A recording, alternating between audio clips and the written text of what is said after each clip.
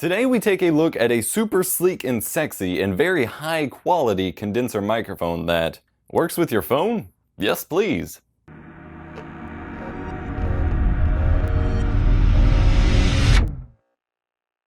I know. I said episode 2 of the Vox Test would be a $50 super budget microphone, but that got delayed in shipping, so instead we're taking a look at this really awesome studio quality mic instead. Those of you following me on Instagram will have noticed that I do finally have that mic, plus a mystery cheaper mic in to review on this show as well. Hint hint, Instagram link down there. Go. This video is sponsored by Editor's Keys out of the interest of full disclosure. All opinions stated in this video are my own, and they do not have editorial control over this content, but this is a sponsored review. So let's get into it. The Studio Series SL150 is a USB condenser microphone with dual, large 34mm shock-mounted diaphragms. Now, I don't often cover unboxings or packaging much anymore, but man, they provide an awesome unboxing experience with this microphone. The mic comes with a shock mount and a very long USB cable in a hard shell foam padded carrying case that will keep the mic perfectly safe for long-term storage, travel, shipping to your house, etc. I wish all mics came with this kind of packaging. Not to mention it came with the shock mount.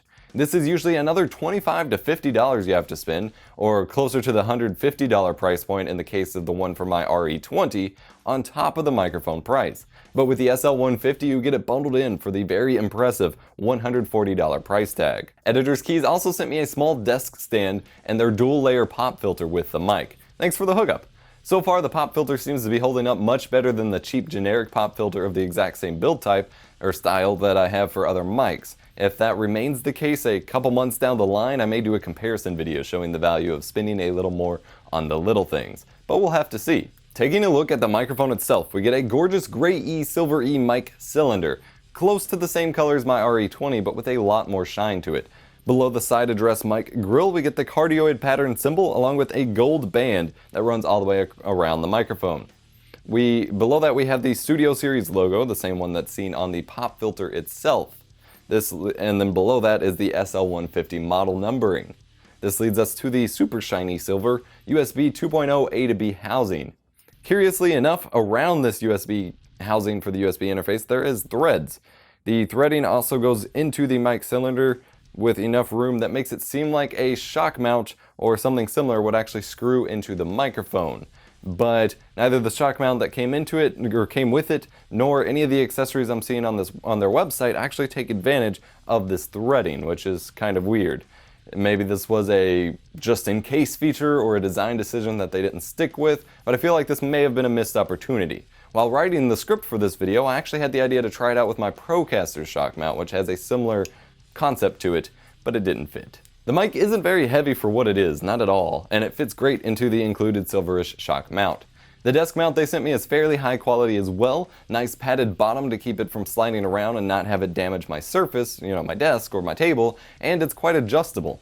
However, having the mic on the shock mount with the pop filter all on kind of one side of the stand gives it a bit of a lean. Not enough to cause it to fall or be a risk of damaging the mic or anything like that, but it still doesn't like the weight imbalance. The shock mount also works great on a traditional mic stand or boom arm, which is awesome. I've been test fitting it to go in my homemade vocal booth once this video is over. Get subscribed for my video on that project. Using the mic is literally as easy as it gets. Hook up the USB cable and start recording in your favorite program. That's it. I already have a few tutorials online for processing your audio in Audacity or Adobe Audition to make it sound better, a YouTube card icon in one of these corners here, and using those to drop a little EQ and compression on your recordings from this bad boy will polish you off greatly. Even better, you don't actually need a computer to record with this microphone.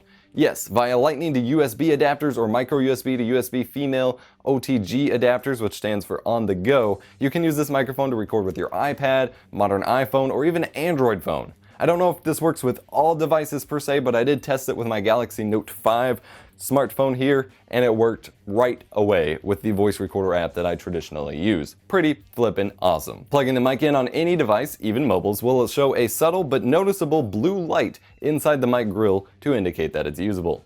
For normal computers, it works plug and play with Windows, Mac, and Linux. Some more locked down 64-bit Windows 8.1 or Windows 10 systems, however, may need a special signed driver for the microphone, and that's available on the Editor Keys product page. But for most systems, my Windows 10 64-bit system included, it works without any driver installation. Just plug it in and open up Audacity, Adobe Audition, or whatever you use. Alright, how does it sound? Well, I'm quite impressed. For this price point, again, $140, which is almost half the price, actually less than half the price of the mic we looked at in the previous episode, this microphone sounds very, very good. It is crisp, it is clear, and it definitely lives up to the reputation of the Studio Series brand. I tried the SL150 in a couple different scenarios, so I'll play a few raw samples here, one being sitting at my desk, using it as a standard desktop mic for YouTube, podcasting, Twitch, etc. The second being setting it towards the side of my camera to actually use as an on-camera microphone, with the volume at normal levels, then normalized up to audible levels to where you might hear it properly for a video. Let's check it out. My name is Adam Vox, and this is a microphone test using the Editor's Keys SL150 USB condenser microphone.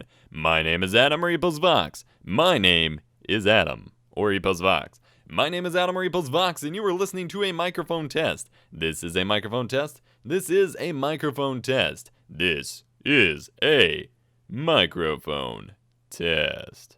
Yeah. This is a microphone test using the Editor's Keys SL150 microphone. This is a test. This is a microphone test using the Editor's Keys SL150 microphone at about a 2 to 3 foot distance here. This is a test. I'm talking towards the mic. I'm talking towards the camera. This is a test. Test, test. 1, 2, 3. Test, test. 1, 2, 3. My name's Adam Vox, and I am testing a microphone. Test, test, 1, 2, 3. While the audio obviously sounds better when you're a bit closer to the microphone, I was quite impressed that this microphone still sounded fairly good when put at about a 3 foot distance from me near my normal DSLR camera to record more professional videos. You do run into two issues while both getting closer to the mic and getting further away. By getting closer, you allow more strength of your voice to carry directly into the diaphragm, giving you a more bassy and radio-y sound. But this mic runs quite hot, and so if you're a loud speaker like I am, you run into the issue of peaking or clipping every once in a while. You can change the input levels for the mic within Windows, but that only affects the output volume. You're still peaking, just limited to a lower dB rating. This is a mic that actually performs quite well for quieter speakers or placed a tad further away from the mouth than the usual eat the mic positioning. While still somewhat up close, background noise rejection is surprisingly impressive for a condenser microphone. It doesn't keep up with dynamics by any means, but it does better than most other condensers that I've tried, so that's quite good. Since this is a condenser mic, however, the further away from the microphone that you get, especially at long distances like the 3 foot distance in my second case test, you'll start to raise the noise floor. Or rather, your voice will be getting picked up much more quietly, so when normalizing or amplifying your vocal levels, that will bring up the noise floor. My example was an extreme example, as it was far away from me and actually pointing at my big desktop tower PC, which is right over here, which these are all things that could be avoided in a proper setup if you did want to do this. For example, placing the mic directly under the camera so you're talking directly at it, and trying to compensate for noise. There's also a bit of echo that gets picked up in my room, as I do not have a totally sound conditioned room, but the noise cleaned up quite well in post-processing, as you'll hear in my processed audio example.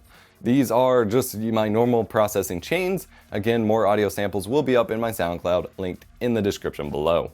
My name is Adam Vox, and this is a microphone test using the Editor's Keys SL150 USB condenser microphone. My name is Adam Vox. My name is Adam Vox. My name is Adam Vox, and you are listening to a microphone test. This is a microphone test. This is a microphone test. This is a microphone test. Yeah. This is a microphone test using the Editor's Keys SL150 microphone. This is a test. This is a microphone test using the Editor's Keys SL150 microphone at about a 2 to 3 foot distance here. This is a test. I'm talking towards the mic. I'm talking towards the camera. This is a test. Test, test. 1, 2, 3. Test, test. 1, 2, 3. My name's Adam Vox, and I am testing a microphone. Test, test, 1, 2, 3. Does the Studio Series SL150 pass the Vox Test?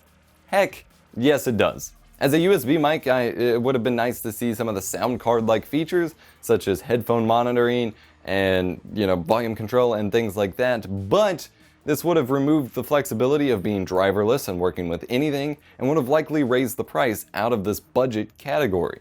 For $140, this is a great, affordable microphone option for YouTube streaming, podcasting, etc.